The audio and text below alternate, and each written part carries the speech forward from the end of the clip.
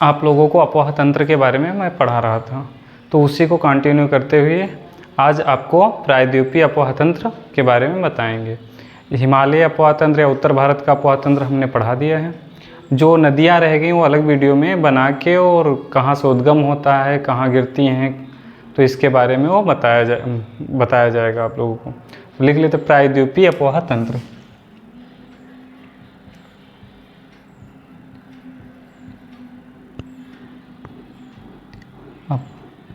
प्रायद्वीपीय अपोह तंत्र। तो प्रायद्वीपीय अपोह तंत्र हिमालय अपोह तंत्र से पुराना है। जो हमारा प्रायद्वीपीय अपोह तंत्र है या प्रायद्वीप भारत की नदियाँ जो हैं वो हिमालय अपोह तंत्र से पुरानी हैं, या वहाँ से उद्गम होने वाली नदियों से पुरानी हैं। इसका प्रमाण कहाँ से मिलता है?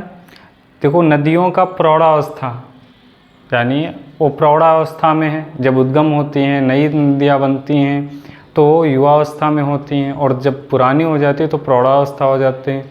नई नदी घाटियों का चौड़ा या उथला होना, तो एक तो उनका प्रौढ़ावस्था होना और नदी घाटियाँ चौड़ी और उथली होनी, तो ये उसका प्रमाण है कि हिमालय से पुरानी है। प्रायद्वीपीय नदियों में ढाल प्रवणता भी कम होती है, जिससे नदियों में जल प्रवाह की गति मंद हो जाती है। तो ढाल प्रवणता, जो ढाल होती है वो भी कम होती है। तो लिख लेते हैं प्रायद्वीपीय अपोह तंत्र। द्वीपीय अपोह तंत्र हिमालयी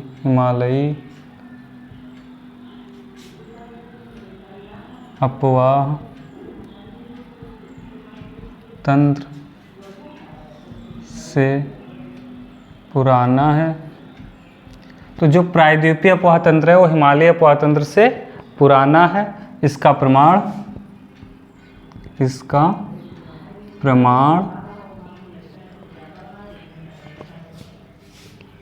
नदियों का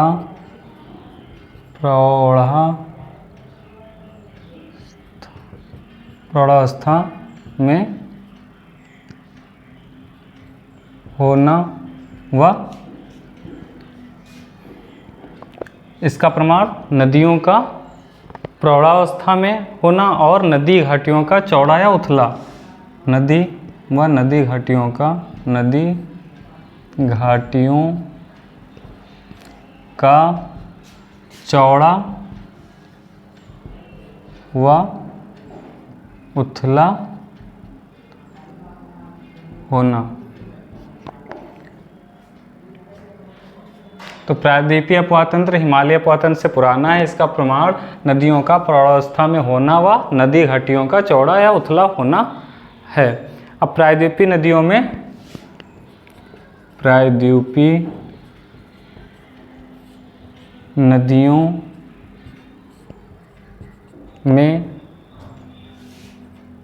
ढाल प्रवणता, प्रायद्वीपीय नदियों में ढाल प्रवणता भी कम होता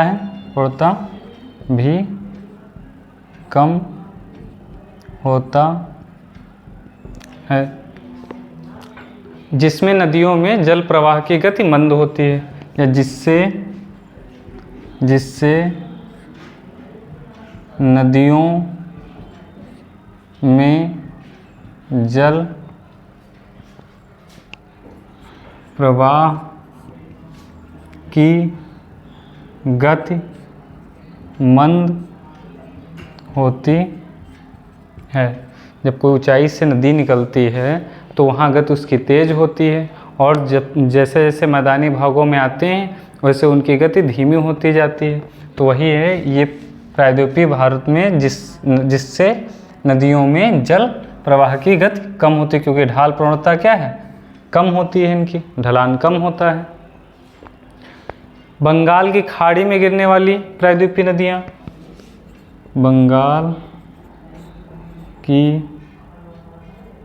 खाड़ी में गिरने वाली नदियाँ, जो बंगाल की खाड़ी में गिरती हैं, जो बंगाल की खाड़ी में गिरने वाली प्रायद्वीपीय नदियाँ, प्रायद्वीपीय प्रायद्वीपीय नदियाँ, क्योंकि उत्तर भारत की नदियाँ भी गिरती हैं, इसलिए यहाँ पे लिख दिया प्रायद्वीपीय नदियाँ, बंगाल की खाड़ी में गिरने वाली प्रायद्वीपीय नदियाँ और अरब सागर में गिरने वाली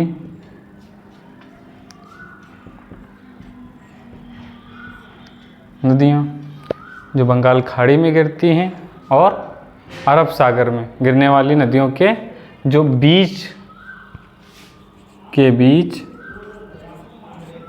जल विभाजक, हमने इसके पहले बताया था, जल विभाजक हमारा कहाँ से, जो नदी तंत्र को अलग करते हैं उसे हम क्या कहते हैं, जल विभाजक कहते हैं। तो जो बंगाल की खाड़ी में गिरने वाली प्रायद्वीपीय नदियां हैं और अरब सागर में गिरने वाली नदियों के बीच जल विभाजक का कार्य कौन कर रहा है, बीच जल विभाजक का कार्य पश्चिमी घाट करता है। तो जल विभाजक का काम कौन कर रहा है, पश्चिमी घाट। इससे बना लेते हैं मैं,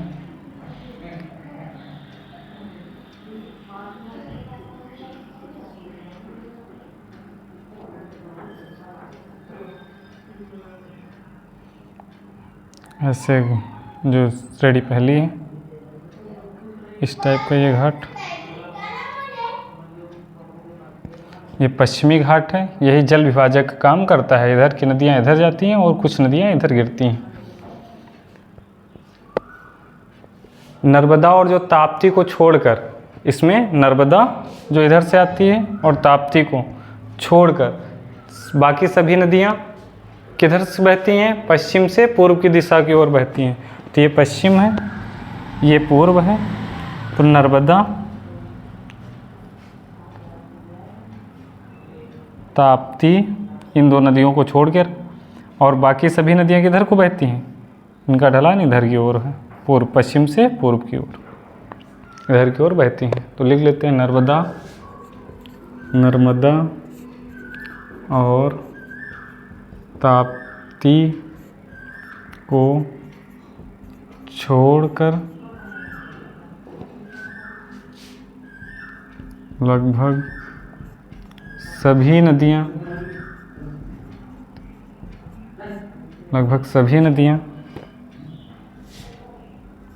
पश्चिम से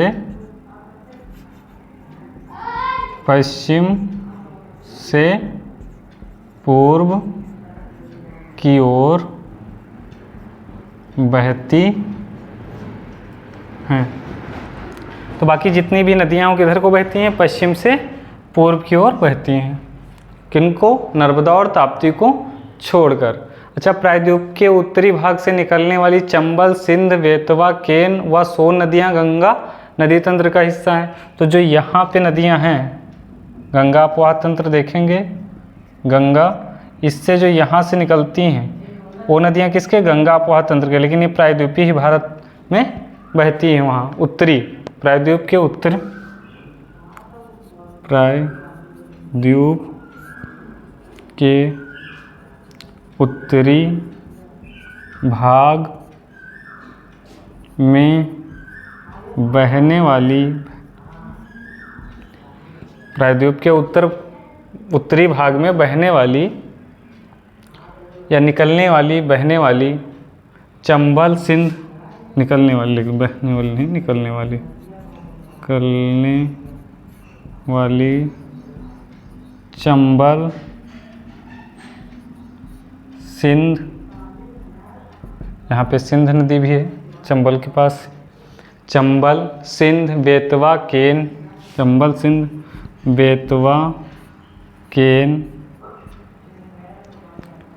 चंबल, सिंध, बेतवा, केन, सोन, सोन भी यहाँ से बहती है इधर। तो प्रायद्वीप के उत्तरी भाग से निकलने वाली उत्तरी भाग से निकलने वाली चंबल, सिंध, बेतवा, केन, सोन ये गंगा नदी तंत्र का हिस्सा है। गंगा नदी तंत्र का हिस्सा है। ये नदियाँ किसका हिस्सा हैं? गंगा नदी तंत्र का हिस्सा है। और प्रायद्वीप नदियाँ विसर्ग नहीं बनाती हैं और एक सुनिश्चित मार्ग पर चलती हैं और ये बारहमासी नहीं होती हैं। प्रायद्वीप नदियाँ विसर्ग नहीं बनाती हैं, विसर्ग नहीं बनाती।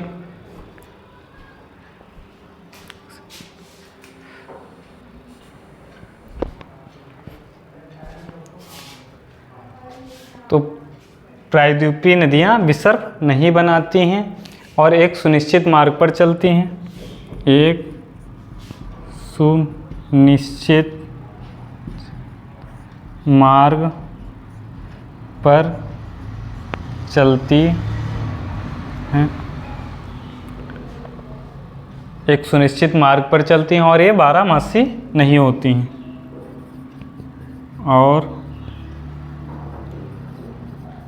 और ये बारहमासी नहीं होती हैं।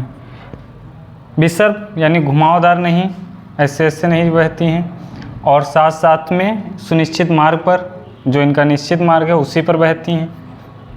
और ये बारहमासी नहीं होती हैं। बारहमासी मतलब हमेशा इसमें जल नहीं होता, जल की मात्रा कम हो जाती है या सूख भी जाती हैं, जो वर्षा पर पूर्णतः निर्भर है नदियाँ।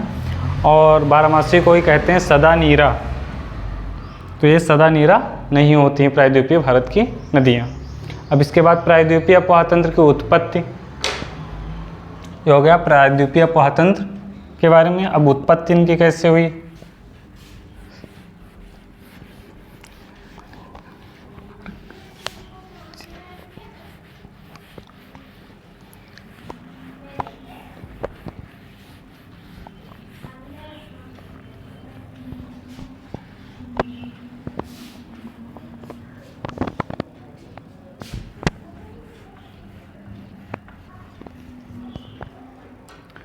तो प्रायद्वीपीय अफवाह तंत्र की उत्पत्ति, प्रायद्वीपीय अफवाह तंत्र की उत्पत्ति।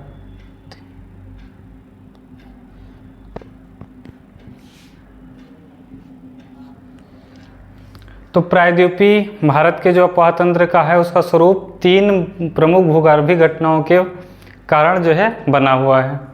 अब इसमें कौन कौन सा? पहला है आरंभिक टर्सरी काल में जो घटना हुई, दूसरा हिमालय का उत्थान है, तथा तीसरा टर्सरी काल में पश्चिम दिशा से पूर्व दिशा में कुछ झुकाव हो गया। तो इन तीनों कारणों से इसके जो स्वरूप में था उसमें परिवर्तन आया, या जो वर्तमान का स्वरूप है ये प्राप्त हुआ है। तो लिख लेते हैं प्रायद्वीपीय भारत के अफवाह तंत्र। प्रायद्वीपीय भारत के अफवाह तंत्र का स्वरूप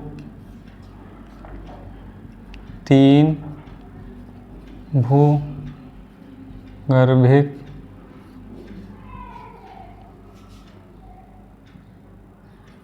घटनाओं के कारण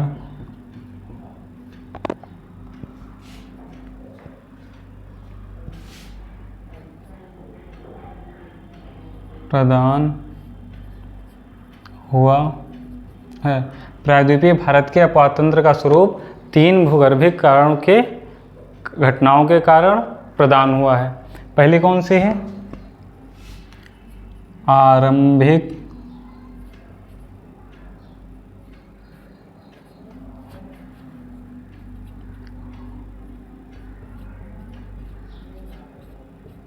आरंभिक टर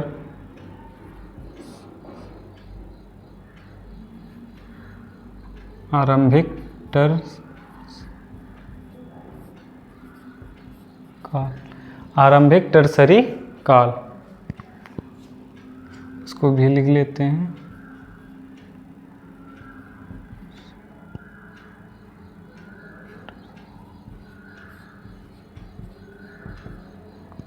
तो आरंभिक टर्सरी काल के दौरान क्या हुआ, प्रायद्वीप के पश्चिम पार्श्व का अवतल या धंसाव हो गया।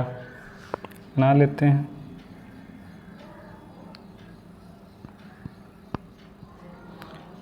जो आरंभिक टर्सरी काल था, ये पश्चिम क्षेत्र है। तो जो आरंभिक टर्सरी काल के दौरान प्रायद्वीप के पश्चिम पार्श्व का अवतलन या धंसाव हो गया था। तो अवतलन इधर साइड का जो है तुम्हारा क्या हो गया, धंसाव हो गया। इधर का पार्ट अरब सागर में इधर धंस गया, समुद्र तल में चला गया इधर का हिस्सा। इससे क्या हुआ, इधर झुकाव हो गया।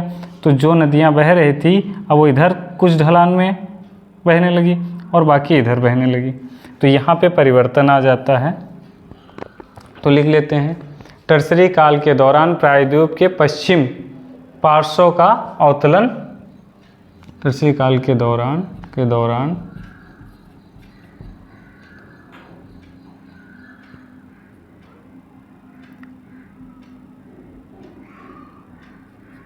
प्रायद्वीप के पश्चिम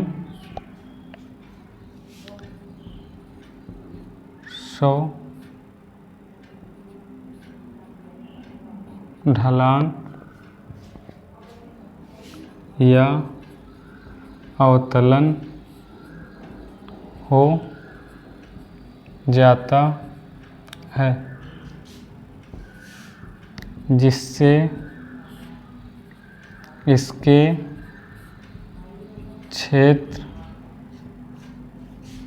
में परिवर्तन आ जाता है। तो आरंभिक टर्सरी काल के दौरान क्या होता है, पर जो पश्चिमी प्रायद्वीप था उसमें अवतलन या ढलान हो जाता है, धंसाव हो जाता है, जिससे यह समुद्र तल से नीचे चला जाता है। इससे मूल जल संभर जो है दोनों और नदी समित बंटन में बदलाव आ जाता है। जो जहाँ जल संभर क्षेत्र था इसमें क्या हुआ, बदलाव आ गया। दूसरा था हिमालय से आने वाले उत्थान के कारण, हिमालय से आने वाले उत्थान के कारण। तो हिमालय से, क्योंकि इधर उत्तर भारत में हिमालय का निर्माण होता है। जब ये प्लेट इधर जाती है इसके नीचे, तो यहाँ पे क्या होता है, परिवर्तन हो जाता है, भ्रंश बन जाते हैं, भ्रंश द्रोणियों का निर्माण हो जाता है। इससे नर्मदा और ताप्ती इन्हीं भ्रंश घाटियों में बहने लगती हैं। तो हिमालय से आने वाले उत्थान के कारण प्रायद्वीप खंड के उत्तरी भाग का उत्थान के कारण प्रायद्वीप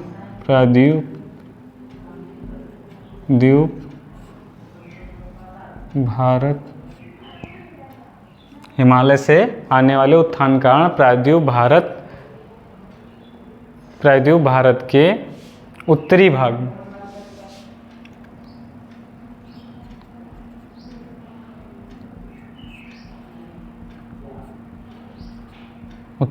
में प्रायद्वीप भारत के उत्तरी भाग में अवतलन हुआ।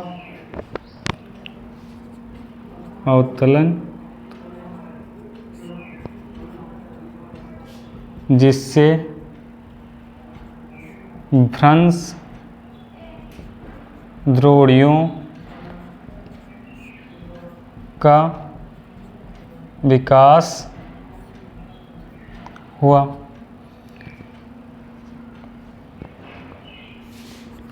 नर्मदा और ताप्ती इन्हीं भ्रंश घाटियों से होकर बहती हैं। अब तीसरा था, जो टर्सरी काल था उसमें प्रायद्वीप खंड उत्तर पश्चिम दिशा से दक्षिण पूर्व दिशा में कुछ झुक गया।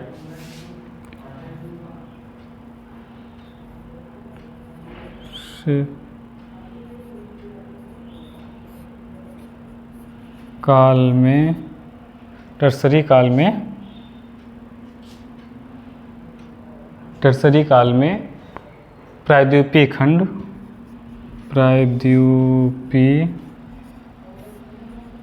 खंड उत्तर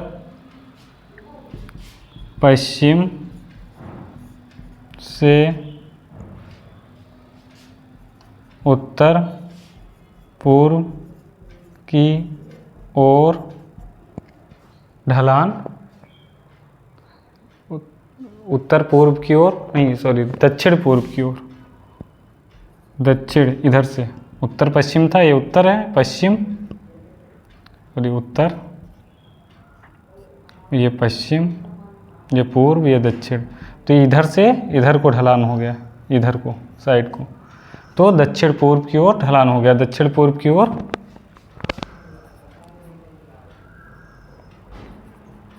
ढलान हो गया, जिससे क्या, इसका अपवाह बंगाल की खाड़ी की ओर झुक गया।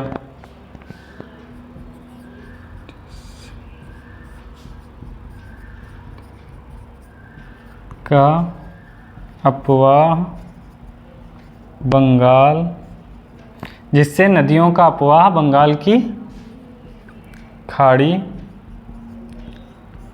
की ओर झुक गया।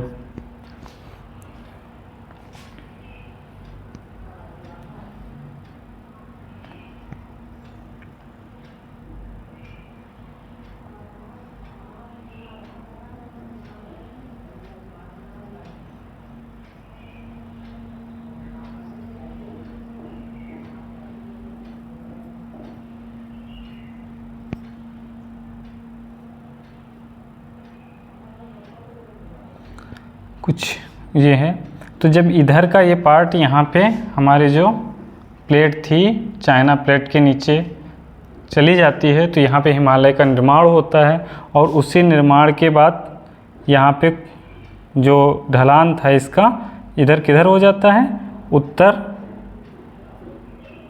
पश्चिम से पूर्व दक्षिण पूर्व की ओर हो जाता है, और इसी के वलन के कारण यहाँ पे क्या, भ्रंश का निर्माण होता है, और जिसमें से क्या बहती हैं, नर्मदा और ताप्ती दो नदियाँ बहती हैं। सॉरी, यहाँ पे थोड़ा